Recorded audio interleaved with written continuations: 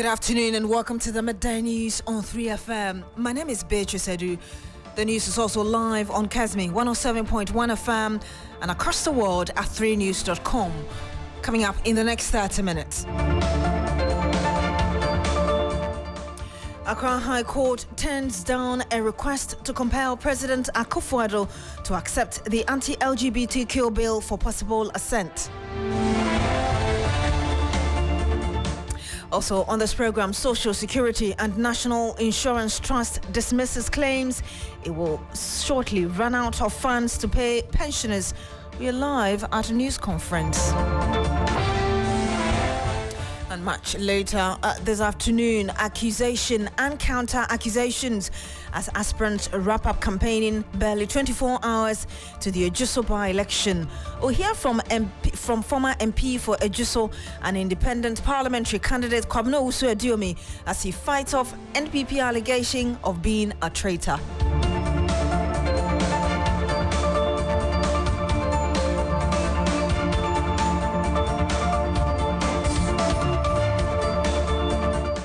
Thank you very much for joining us now. Accra High Court has turned down a request to compel President Afful Adu to accept the anti-LGBTQ bill for possible assent.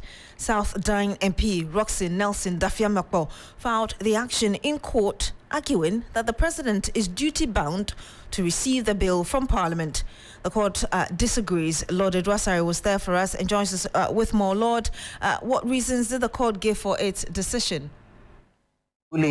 The Attorney General's Department, represented by Chief State Attorney Sylvia Adesu, argued that the High Court did not have jurisdiction to rule or oversee in the matter, citing that the case was something that was between Parliament and the executive, and so the court didn't have any jurisdiction in the matter. But her ladyship, Ellen Meriku, noted that the court does have jurisdiction, but she dismissed the application filed by Roxy Nelson, the South Dine Member of Parliament, because according to her, there are two applications before the Supreme Court. One that talks about the fact that cites that Parliament breached certain processes in the passage of the anti-LGBTQ bill, and then there's another case that talks about the fact that the anti-LGBTQ bill violates human rights. And so, citing these two applications before the Apex Court, she noted that she had to decline the request by Roxy Nelson Dafiamekpo.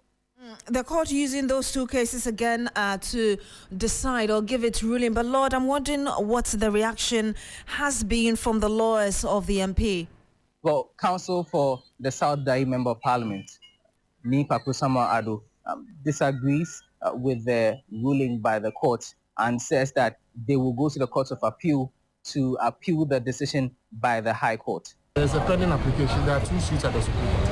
One is challenging the constitutionality of the bill, and so the court would want to wait for the Supreme Court to deal with the constitutional matter that is pending before it can make any further pronouncements. We will apply for the ruling. I said I am a bit satisfied that yes, the court says it has jurisdiction. We have met the grant of the secretariat. However, sorry, of the mandamus. However, it will not grant it because it is a discretionary remedy, and so it will choose to exercise its discretion in respect of waiting for the determination of the Supreme Court matters. It gives us grounds for possible appeal, and I want to get a certified true copy of but I have every indication from my client that we will probably have to go to the Court of Appeal, because if we meet the criteria for granting the remedy and we have satisfied the necessary requirements, the discretion, I believe, should be exercised in favor of the Constitution and not wait for the Supreme Court to deal with the matter that it has not yet dealt with. What we have is a life matter. And until the Supreme Court deals with that matter, the High Court has jurisdiction to deal with the matter. And so if the court had jurisdiction to deal with the matter, I didn't see why the court would not choose to exercise its discretion in favor of a life matter. But the court has exercised its jurisdiction. We are grateful to the court for its ruling, but we are likely to go on appeal to the Court of Appeal. You heard Anikpakpo Samuado, his lawyer for Nelson Dafiamekpo, the MP who is in court against the action of the president not to accept the anti-LGBTQ bill for possible assent. Lord, let's wrap up our conversation. We know there are other pending cases. What's the latest? Well, we know there are two cases before the Apex Court. One filed by Professor Amanda Odoi, stating that there were breaches in the processes when the Parliament approved the passage of the anti-LGBTQ bill. And then there's another filed by journalist and lawyer Richard Alaska, who's saying that the passage of the bill was against the human rights, or it abuses the human rights of persons living in the country, or persons who within this community. And as far as we can tell, the cases are still pending and no decision has been taken yet by the Supreme Court. And so when the decision is made, we would know how things will go on from there. Lord Aduasare, thank you very much for your report. Lord Aduasare is our legal affairs correspondent to bring us update from the court there. Let's go to the Ashanti region, and barring any unforeseen development, the electorate in the Ejisu constituency will be going to the polls in less than 24 hours to elect a member of parliament for the area. Now, Sunday, April 28, happened to be the final day of campaigning ahead of the polls on Tuesday. As expected, the governing party went all out to rally its support base to vote for Dr. Kwabena Boateng, the MPP parliamentary candidate. Now, there are 6 contenders in the race, with 3 being independent candidates. Former MP for Ejisu, Kwabena Usu-Ediumi, who is contesting as an independent candidate, is among the front runners. Well, the governing party is accusing him of being a traitor over his decision to leave the party and run as an independent candidate. Addressing a rally on Sunday, President Akufo Addo said that Kwabena Usu-Ediumi and his backers will fail. Independent since some said that so pay for be said that one no. So Bano may say you say Embasso but it's also no and an absolute of the acquiring ever a drizzle. If you bring a year of a day acquiring wire or the other churches of force or no and a year quine. You're here and happy before Baby Rabanum. About a tomato, no MPP, no. You're about a man now. Son of the such. They say, we are Banamana, where baby, we are Banamana. On Jaja, some Swadana Chino, Minim the oil, San Franto. It's a chinio. And I need me a million and a boom. And oh, yeah. Of course, he understands. No more fire, some mother can someone. I am fatal. You heard the President Akufo Addo at that rally yesterday in Samarin. He said, we don't want any candidate whose background we can't even verify. It won't happen. He went on to say Ediumi claims that the elections will be rigged, and he was asking Ediumi whether when he won the elections, they were rigged for him, and went on to encourage the people to vote for the NPP candidate. Well, the man at the center of this, Kwabena Usu-Ediumi, has been responding to the president's accusations. Take a listen. I don't want to say anything bad against the president. He is the president of Ghana. I'm not a traitor. When I lost the primaries, did I go independent? I did not. I took it in faith. But when there is an issue that is contrary to the guidelines and regulations of the MPP party, and people raise concern, if they are good leaders, they should have solved it. If they are saying that I'm a traitor, even while I'm outside, the projects that I and Kofi Job, we are doing. You heard that Kwabena Usu-Ediumi, the independent candidate for the Ejisu by-election. Let's get some more on this. Ibrahim Abubakar is a man following this for us. He joins us live on the line. Ibrahim, campaigning is over. How are things shaping up ahead of tomorrow? Well, Beatrice, I'm currently at the ECU office here in Ejisu, and I can tell you that all the materials have been brought to the district office, and They said at dawn tomorrow, they will distribute them to all the 204 voting centers. So currently, you wouldn't find people campaigning because, like you said, campaign is over. You just find some of the candidates moving from house to house just to do their underground campaign to wrap up the campaign. Then tomorrow, the elections begin. We also engage with the Electoral Commission officer, regional boss rather, Banobio, with regards to alleged rigging of the election. And he was saying that it should be ignored because this is something that cannot happen because they use transparent ballot boxes. So there is no way anyone can stuff the ballot box and bring it to the voting center. So people should disregard it because the Electoral Commission intends to make sure that the entire process will be done in a free, fair, and transparent manner. Thank you very much. And that was Ibrahim Abubakar. He is our Ashanti regional correspondent following the pre-preparations for the Ejiso by-election there. I'm joined on the line now by Professor Kobi Mensah. He's a political and communications marketing strategist.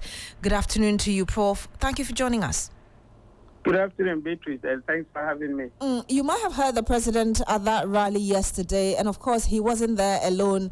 He went there, chief of staff and other strong members of the government. For you, do you think that the info analytics, for instance, poll could be influencing why the governing party seems to be putting all out to ensure that the candidate of the MPP wins? Well, thank you, Beatrice. I think there are a couple of things, really. I mean, the incumbent, party has already experienced, certain shocks in terms of by-elections. Obviously, the Asen North is one popular defeat that perhaps is informing, how they're approaching this. Clearly, the government is not what do you call it? They're actually in the know. They are not oblivious of the fact that people think that they are not actually performing. People are not happy with them. They're very much aware of the impact of the non-delivery, so to speak, or the less performance that they have, and so they're not taking anything for granted. Obviously, the Global Info Analytics, has, demonstrated some level of, credibility in terms of their polls, and the numbers that they are putting out. It's quite scary for the incumbent party, although they put them ahead, but slightly, and so they're not taking anything for granted. As to whether that would really reflect on the ground, we have to see. Don't forget, the president himself was at Asen North, and it didn't actually work, and which means that, people are not really into them, regardless of who actually comes to campaign. I mean, the president has done so well. I mean, I was just watching his performance in that constituency, in terms of his campaign. You can't take it from the president. He is a very good campaigner. He excites the people, the base. But that cannot override, the non-performance of his administration. And so that's key. I think that, the final will be after 5 o'clock, which he himself said that we are waiting for it. But if you look at the political history of this constituency, it's obvious that the MPP has been taking it. Of course, but don't forget, the incumbent, is also coming from that particular stock. And usually when the backers of the political party are unhappy, they either abstain or they give their support base to an incumbent, an independent candidate. And this is an independent candidate that is actually coming from, their own stock. So yes, it's not that the independent candidate is an NDC, which you might think that is difficult because that's a stronghold of the MPP. The independent candidate is actually coming from the MPP stock, just like what we saw in the previous elections. I mean, I've forgotten the gentleman. Formina, you mean Formina? Communal one is an example. The president himself was there. He said all that he could say. It didn't go their way. You have obviously as enough, the president was there. They did everything they could. It didn't go their way. So they are very much aware. For you, the dynamics here are different because the person who is standing against the party's passing is also from that stroke. But let me get this your quick thought before you go. Generally, what the president said. Of course, you shouldn't expect him not to campaign for the NPP candidate. But aside from that campaigning, some of the things the president said as a communications analyst. Mm-hmm. I think that I was particularly happy with the president this particular campaign on the basis that he didn't overstretch. In the past he said that we're going to win and I'm going to hand over power to MPP person, etc. This time around he stopped short of saying that it is the MPP government that will be in power till 7th January, I think he said that. Yes. Which means that he didn't overstep his boundaries. I think that there is a certain, realization and a certain awareness that the president is getting that he needs to protect his legacy. He needs to be presidential. He needs to start, holding himself as a statesperson, regardless of the emotions, regardless of the reality. He needs to accept that, you can only do so much. The onus is on the people to choose who their leader is. So I think that the president is getting the reality check. And in this particular instance, I was happy that he didn't overreach, his boundaries by just saying that it is NPP's government up to 7th, is it 7th January? Exactly. Or whatever? Exactly. So which means that he's aware that it may not go their way. And I think that reality check is good. So, of course, with all his other, additional boy style that he did, I think I was particularly happy with that realization. We'll end it here. Thank you very much, Professor Kobe Mensah. He's a political and communications marketing strategist. Thank you for speaking to us. We stay with MPP politics because the Minister of Food and Agriculture, an MP for Betifi, Brane Champon, has said that "we won't hand over power," quote-unquote, comment was misinterpreted in the media space and also misconstrued by the opposition. Listen to him speak to us. The only leading candidate that we know is in the head of Bawumia, in the mind of Dr. Bawumia. Are you ready to serve? But I'm serving now. I was doing well in business. I was doing very well in business. So if I say that NDC, MPP will win the election, we're going to do everything possible to win the election.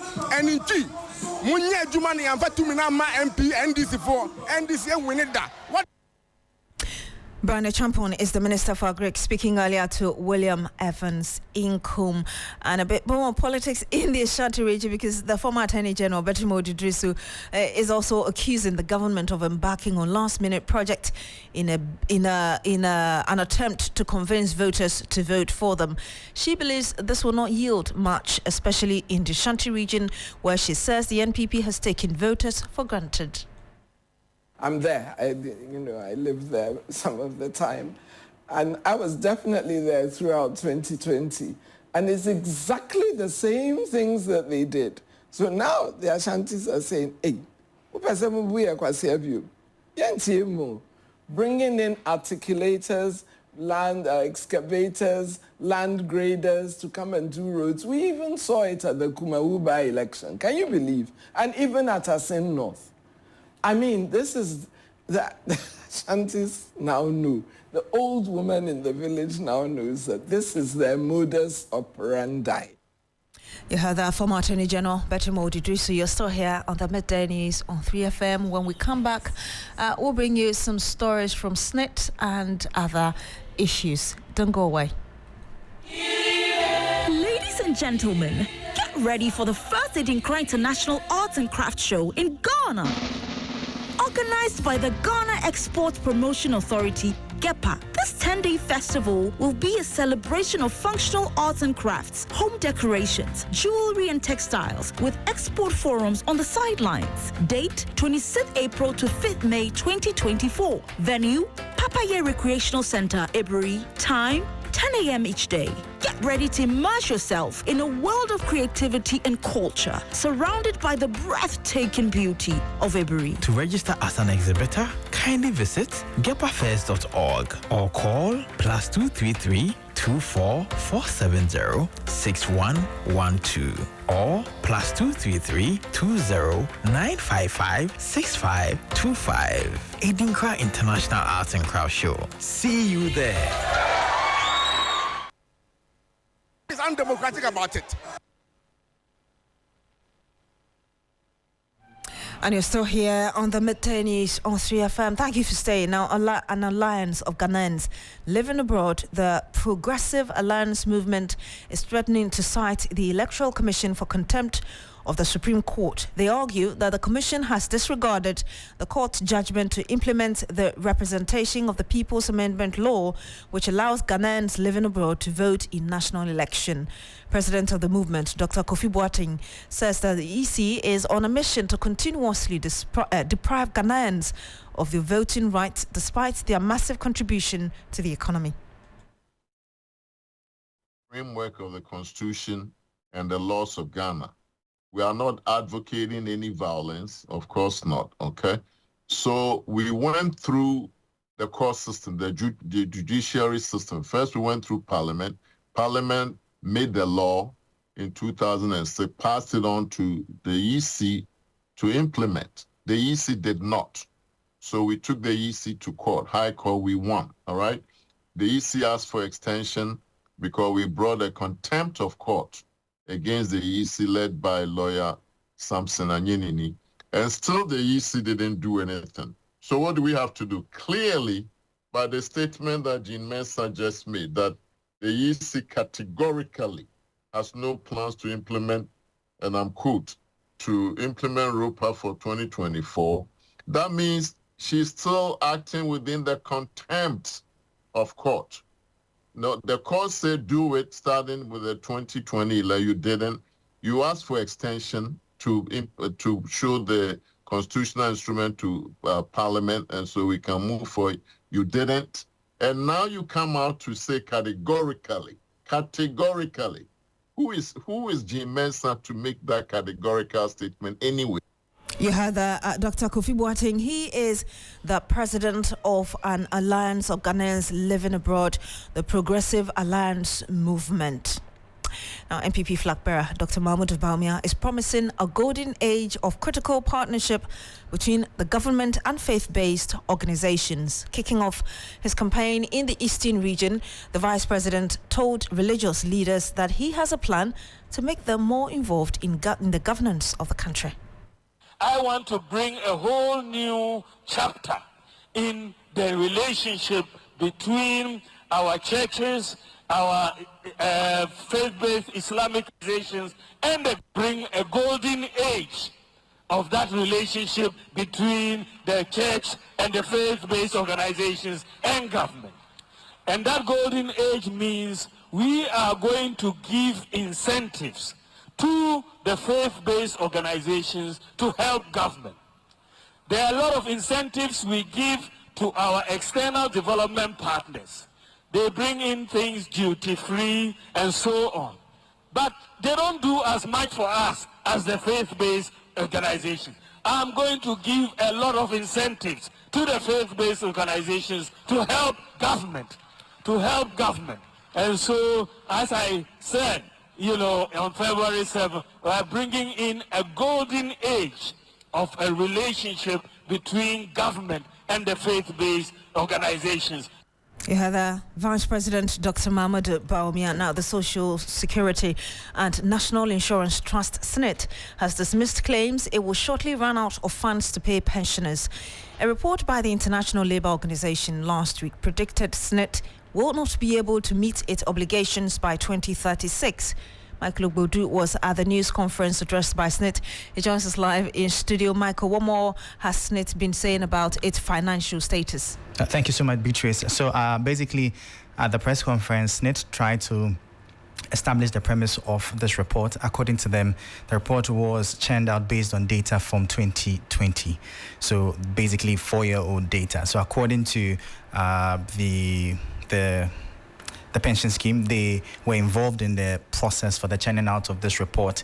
They do not necessarily discredit it, but however, they argue that basically the data from the results of the report are basically projections and not necessarily statements of fact about what will happen in the next couple of years. The report had indicated that there were fears of the sustainability of the scheme based on data that had been gathered. But according to what the SNIT leadership is saying, basically a lot of systems have been put in place since the data was gathered in 2020, and a lot of interventions have been put in place to ensure that the projections in the report do not materialize. And they emphasize the fact that this is not the first time a report of that sort is coming out from ILO. Previous ones had been made where it was projected that by 2019 the scheme would run aground, but of course they have been able to survive that. So they are giving some assurance to the public that whatever the case, SNIT is up and running, is doing all it can to ensure that the scheme continues to run and exist, and there's no cause for concern, there's no cause for fear. The chief actuarist at SNIT, Mr. Poku, was speaking at the press conference, and this is what he had to say. So the report says, among other things, that if contribution rates were not increased in the future, the annual expenditure on benefits and administration would exceed income from contributions, and the funds from 2019 coming will just tank. So what it says was that by 2019, we're not going to have enough money to pay benefits. Ladies and gentlemen, we are 2024, and we have never defaulted in paying payments of benefits from 2019 up to date. So that's telling you what I said earlier. That gives you an idea that you have to take some measures to make sure that it doesn't happen. That's exactly what the report is about. In 2017, if I say in 2014, sorry, the report says that, okay, just stay with me, okay? So in 2011, the one I talked about, it was projected that the scheme reserve will run or will be depleted by 2031. This is 2011, 13 years ago. That by 2031, the reserve will be zero. And you heard Joseph Poku, he's chief actuarist at SNIT. Earlier you heard Michael Ogbodu, who brought us some more update from that press conference by SNIT. We go up north, and the struggle to get stable power supply continues to be a nightmare for the survival of most businesses in the northern parts of the country. Residents want the Northern Electricity Distribution Company, NEDCO, to improve power supply. Christopher Amarko is following this story for us. He joins us live. Chris, how are these affected businesses coping? Yes, so Beatrice, it's not been easy for them because over the past period from last year, November till now, the incessant power outages in the Greater Tamale metropolis and even including other parts of the region has not been easy for businesses. When business owners, especially those who operate grinding mills, those who operate washing bays and all those things, who rely solely on electricity to be able to power their machines, go to work. They barely work in a day because the power supply has not been consistent. It goes off anytime, and when it is on, the low voltage is also a cause of worry. So businesses are actually suffering within this period. And we understand it's beyond Tamale, is that right? Yes, it's in the northern Savannah, northeast regions where I have visited. I have been in the East Gonja municipality for the past 2 days, and I must say that they've never slept with their power on because the light goes out around 10 p.m. and it comes the next day. And as we speak, there is power outage in Salaga. Too bad. Thank you very much, Christopher Mwako, bringing us live updates from the power situation in the northern parts of the country. And that's how we end the news here on 3FM. A top story. Accra High Court turns down a request to compel President Akufo Addo to accept the anti-LGBTQ bill for possible assent. My name is Beatrice Adu. Thank you very much for joining us today. Log on to 3news.com for more news. Have a good afternoon.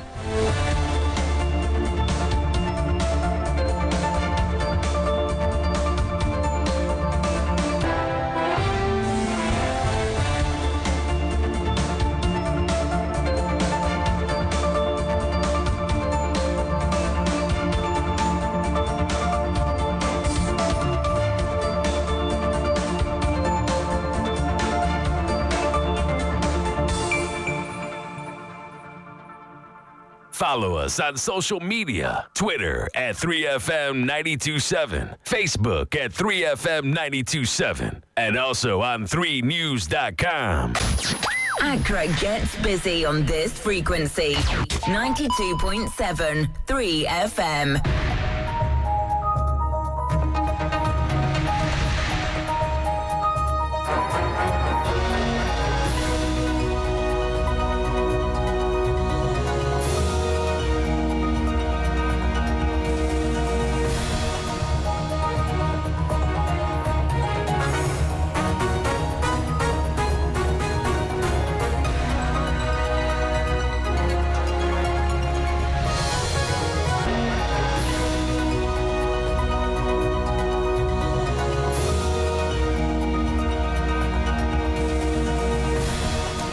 Good afternoon. It's time for Business Daily on 3FM 92.7. Coming up, Ghana Union of Traders Association, GUTA, joint calls for swift and decisive resolution of ongoing unpredictable power outages in the country.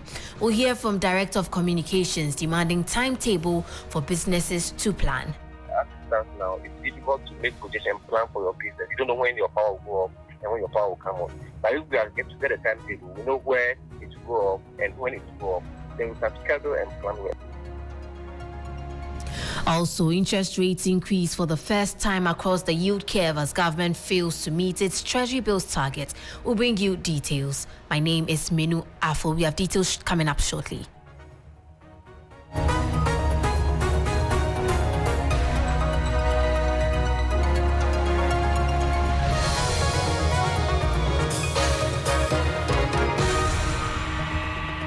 On to our first story. The Ghana Union of Traders Association, GUTA, has added its voice to calls by the business community for what it describes as swift and decisive resolution of the ongoing unpredictable power outages in the country. According to the union, the current power rationing is affecting the production schedules of members, thereby worsening their living conditions. Speaking to 3 Business, Director of Communications at the Ghana Union of Traders Association, Joseph Paddy, has called for a timetable to enable businesses plan. For some time now, there has been call from other CSOs and then PURC for a timetable so that business community and the general public can plan for their business. And we've been waiting for a while. We've not heard anything about it. That's why we came out with that we are adding our voice to the already voice out there. That we needed a timetable. The business committee needed a timetable to plan for their business. And in our release, we asked some few questions, some pertinent questions. What is the cost of these tools we are facing? We also asked for what are the mitigation measures they put in place to curb that. And then we're also asking for the timeline when it can be done. And finally, we asked that then at the end of it, we need a timetable so that we can plan and plan well. As it stands now, it's difficult to make projections and plan for your business. You don't know when your power will go up and when your power will come on. But if we are get to get a timetable, we know where it will go up and when it will go up, then we can schedule and plan well, especially our people from the printing industry. That's what they've been saying. Now, if they have to have a timetable, then they will plan when to come to work. One of them was telling us that the staff members came to work in the morning. Throughout the day, they couldn't have power to work. And the power came after 6 o'clock. And if you had known, you would have asked them to stay home and come to work at 6 o'clock and work overnight. So these are the reasons why we're calling for timetable. And already, because of this, so cost of doing business is extremely high now. As a result of people buying fuel to power their gens. So this is some of the reasons why we are calling for a timetable. Well, that was Director of Communications at the Ghana Union of Traders Association, Joseph Paddy. In more stories, Interest rates increased for the first time across the yield curve as government recorded a marginal undersubscription of its treasury bills auction. That's according to the results released by the central bank. There's more in the following report. Liquidity in the money market appears to be tightening following uncertainties regarding the government's debt restructuring with Eurobond holders. According to results of Treasury bills auction by the Bank of Ghana, yields on the 91-day bill went up by 9 basis points to 25.73%. That of the 182-day bill also shot up to 28.22% from the previous week's 28.14%. For the one-year bill, it increased by 34 basis points to 28.83%. Meanwhile, government failed to meet its target by 8.8%. The 91-day bill was, however, the most patronized financial instrument. Over 2 billion CDs, representing 80.72%, were tendered and all were accepted. It was followed by the 182-day bill, by which 417.58 million CDs was tendered, and the uptake was the same. For the 364-day bill, bids worth 120.09 million CDs were tendered and all were accepted.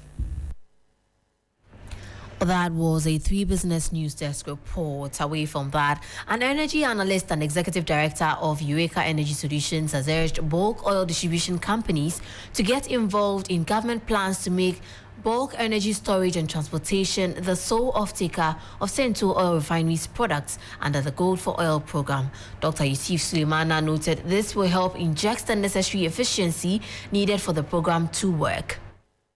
I believe that with the private sector partnership involved, maybe we could have some semblance of efficiency in the system. And if that holds, the efficiency holds, I only urge the BDCs to get themselves integrated into the policy to see how best they can also help the policy, to succeed.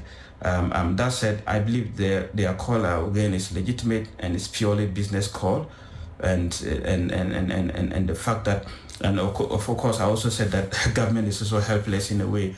If that Gold for Oil has not been able to do anything, so if they think about tweaking in any other way, and if this is the way they can tweak it, we only wait to see how it unravels. But early days yet to just stampede this intervention. We have to see the results of it and before we can stampede it. Dr. Yusuf Suleimana is an energy analyst and executive director of Eureka Energy Solutions. We'll shift your attention now to the Ghana Chamber of Construction Industry, which is calling on government to introduce a quota in the awarding of contracts and employment as a means of attracting more women into TVET-related sectors. Over the years, there has been a dwindling participation of women in such industries, a situation the Chamber finds rather worrying. Recent data has revealed that women, for varied reasons, appear to be shying away from TVET industries.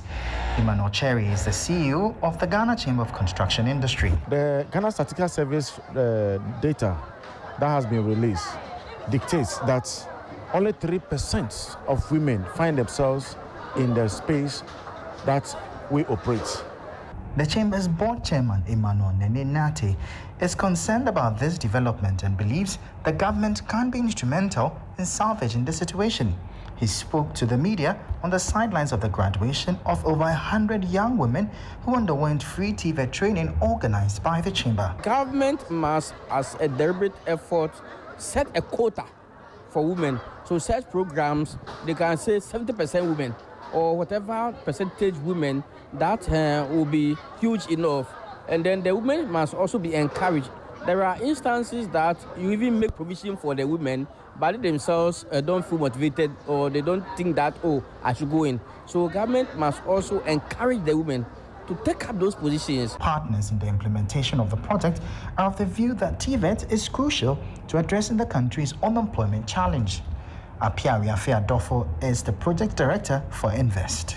They can create their own opportunities so they can directly apply the skill and receive money in exchange for that service. And they can also establish businesses that are innovative around ideas and challenges that are existing within a specific sector that maybe hadn't been thought about.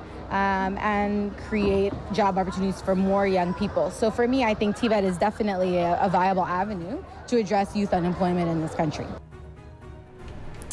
Well, that was a report by my colleague Michael Obudu, ending Business Daily on 3FM 92.7. For more business stories, please log on to our website on 3news.com. My name is Manu. Afful. Do stay tuned. Urban Blend is up next with Blackbuster.